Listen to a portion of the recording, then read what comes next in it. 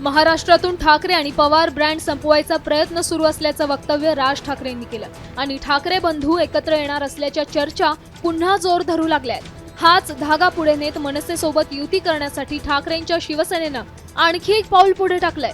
मनसेसोबत युती करण्यासाठी उद्धव ठाकरे दिलसे तयार आहेत, कारण फक्त युती नाही तर नातंही जोडायचंय, असं संजय राऊतांनी म्हटलंय।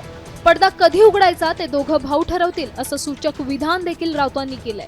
येईल ना, पडद्याच्या दोऱ्या तुमच्या हातात नाही आहेत ना, नाड्या असतात त्या आमच्याच हातात आहेत। त्या पडदा कधी उघडायचा हे दोन ठाकरे ठरवतील, भाऊ ठरवतील।